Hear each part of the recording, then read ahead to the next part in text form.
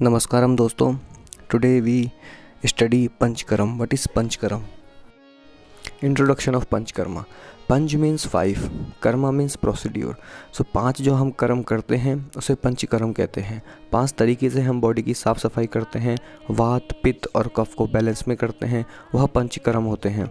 जब हम इन 5 कर्मों को एक साथ मिलाते हैं तो वह पंचकर्म कहलाता है. पंचकर्म के 5 प्रकार बताए गए हैं: वामन, विरेचन, वस्ति, नस्या और रक्तमोचना. यह 5 ट्रीटमेंट है जो पंचकर्मा कहलाते हैं. पंचकर्म को भी 3 पार्ट में डिवाइडेशन किया गया है. पहला है पूर्व कर्म, प्रधान कर्म और पश्चात कर्म. पूर्व कर्म दोस्तों वह कर्म होते हैं जो हम पंचकर्मा से पहले करते हैं, और प्रधान कर्म को ही पंचकर्मा कहा जाता है. और पश्चात कर्म वह होते हैं जो हम पेशेंट को आफ्टर ट्रीटमेंट देते हैं. बैलेंस डाइट होती है, जो भी होता है वह सब पंचकर्मा कहलाता है. ये देखिए दोस्तों, पंचकर्म का सीक्वेंस यह है. पूर्व कर्म में दोस्तों दीपना, पाचना, स्नेहना और स्वेदना आता है. प्रधान कर्म में हमारे 5 मुख्य ट्रीटमेंट्स आते हैं. और पश्चात कर्म में आता है हमारा क्वाथ ग्रहण, गंडूसा, संसर्जना कर्म और धूम्रपान. यह हमारे पश्चात कर्म है. और प्रधान कर्म है और पूर्व कर्म है जिनके बिहाफ में पंचकर्मा ट्रीटमेंट किया जाता है. अब इनकी थोड़ा सा डीप अंडरस्टैंडिंग लेते हैं दोस्तों. पहला है पूर्व कर्म. पूर्व कर्म क्या है? पूर्व कर्म है दोस्तों दीपना और पाचना. दीपना मतलब डाइजेशन इम्प्रूवमेंट, पाचना मतलब प्रॉपर इम्प्रूव करना डाइजेशन को, जिसमें कि हम अष्टलवण चूर्ण यूज़ करते हैं, इलादी चूर्ण यूज़ करते हैं, गंधर्व चूर्ण यूज़ करते हैं, और हम करते हैं त्रिफलादी चूर्ण, और यह सब हम मेडिसिन यूज़ करते हैं प्रॉपर हमारे डाइजेशन को बढ़ाने के लिए, क्योंकि किसी भी ट्रीटमेंट को करने से पहले हमें अपने डाइजेशन को इम्प्रूव करना होता है. दूसरा है दोस्तों स्नेहना. स्नेहना क्या है दोस्तों? स्नेहना का मतलब होता है ऑयलेशन, बॉडी को ऑयल देना. और स्नेहना 2 प्रकार के होते हैं, इंटरनल और एक्सटर्नल. इंटरनल स्नेहना में दोस्तों हम पेशेंट को ऑयल, घी, मज्जा, वसा और बोन मैरो यह सब पिलाते हैं. और वहीं एक्सटर्नल स्नेहना में हम अभ्यंगा मसाजेस और कटी बस्ती, PPS यह सब ट्रीटमेंट हम पेशेंट को देते हैं एक्सटर्नल ऑयलेशन के लिए.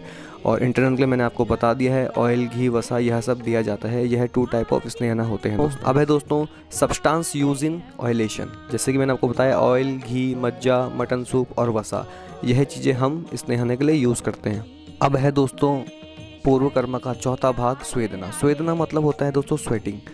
स्वेदना में हम दोस्तों पेशेंट को पसीने के द्वारा ट्रीटमेंट करते हैं, जिसमें कि हम पेशेंट को पिंड स्वेदा और ऊष्म स्वेदा, भास्व स्वेदा, नाड़ी स्वेदा यह सब ट्रीटमेंट हम पेशेंट को देते हैं, ताकि उसकी बॉडी में जो विकार हैं वह सब पसीना के द्वारा बाहर आ सके. यह सब ट्रीटमेंट दोस्तों पूर्व कर्म के थे. आगे हम पढ़ेंगे प्रधान कर्म. प्रधान कर्म के कितने ट्रीटमेंट हैं? प्रधान कर्म में दोस्तों मेन 5 पंचकर्मा के ट्रीटमेंट आते हैं, जो है वमन, विरेचन, नस्या, वस्ति और रक्तमोचना. यह मेन 5 ट्रीटमेंट प्रधान कर्म में आते हैं. आगे हम इनका ब्रीफ इंट्रोडक्शन लेंगे कि यह 5 जो ट्रीटमेंट है यह क्या है और यह क्यों दिए जाते हैं, कौन से वात पित्त कफ में से कौन से है एक ये दोषा को दूर करते हैं. पहला है दोस्तों वमन. वमन मतलब होता है थेरेपेटिक वोमिटिंग. इसमें क्या करते हैं, हम पेशेंट को दूध पिलाते हैं, मेडिसिन वाला दूध, जिससे कि पेशेंट को वोमिटिंग कराई जा सके. वोमिटिंग से क्या होता है दोस्तों, यह मेनली कफाजा डिसऑर्डर्स के लिए होता है, जिसको कफ की प्रॉब्लम होती है. चेस्ट से ऊपर जो भी प्रॉब्लम होती है वह सब वमन से दूर होती है, जैसे कि कफ की प्रॉब्लम है, न्यूरोलॉजिकल डिजीज़ेस है, साइनस है, यह सब वमन के द्वारा हम ठीक करते हैं. अब मेडिसिन दोस्तों इसमें यूज़ की जाती है मदनाफली पिपली चूर्ण, वाचा चूर्ण, एलादी चूर्ण, यह सब ट्रीटमेंट हम यूज़ करते हैं.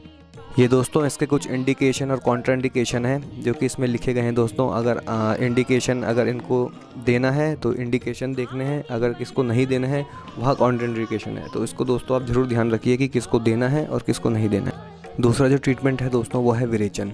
विरेचन क्या है दोस्तों? विरेचन का मतलब है दोस्तों लूज़ मोशन, जो कि हम पेशेंट को जानबूझ के कराते हैं जब उसको पित्त बढ़ जाता है, पेट में अल्सर, हाइपर एसिडिटी, गैस और कुछ भी अगर उसको पेट संबंधित, किडनी संबंधित, रेस्पिरेटरी संबंधित जो भी प्रॉब्लम होती है उन सब के लिए हम विरेचन का यूज़ करते हैं. डिटॉक्सिफिकेशन होता है इससे बॉडी का, स्किन प्रॉब्लम दूर होती है. और अगर आपको पेट में हमेशा ब्लोटिंग रहती है वह सब के लिए विरेचन होता है. ये पित्त के लिए बहुत ही उपयोगी होता है यह विरेचन ट्रीटमेंट.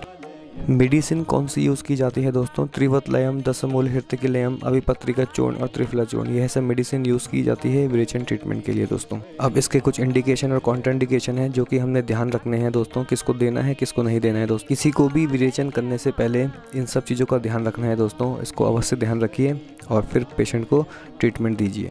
इसके बाद आता है दोस्तों तीसरा, बस्ती। बस्ती क्या है दोस्तों? बस्ती एक तरीके का ट्रीटमेंट है जो कि हम पेशेंट को एनल रूट के द्वारा देते हैं, जिसमें कि 2 तरीके की होती है, अनुवासना बस्ती और कसाया बस्ती।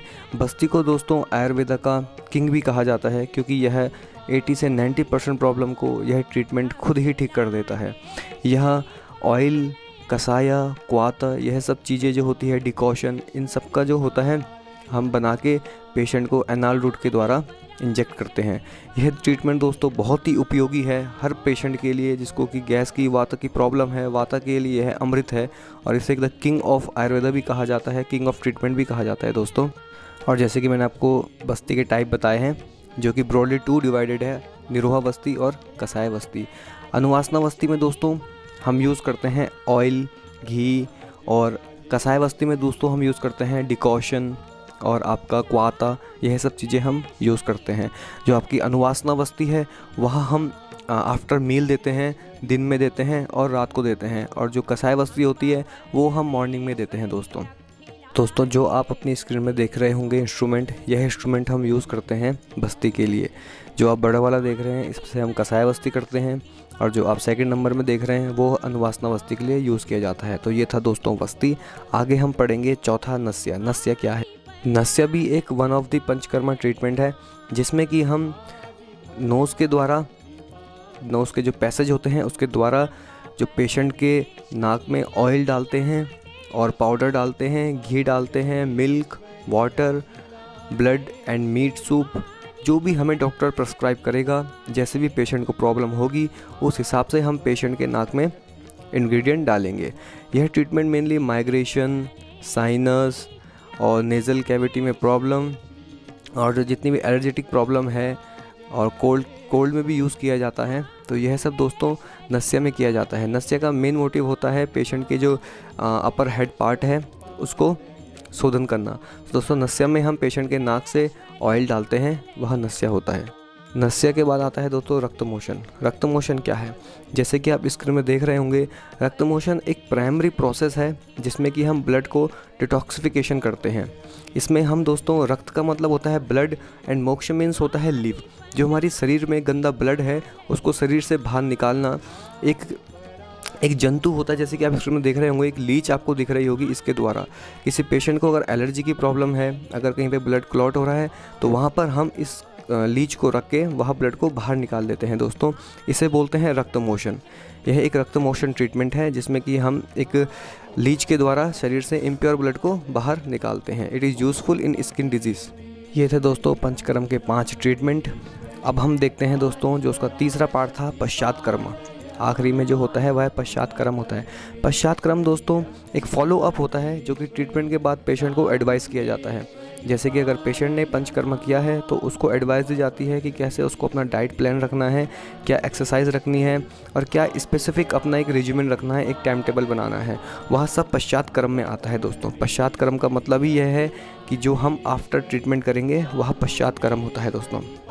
यह था दोस्तों पंचकर्म। वीडियो अच्छा लगे तो चैनल को लाइक, शेयर, सब्सक्राइब करें। थैंक यू दोस्तों।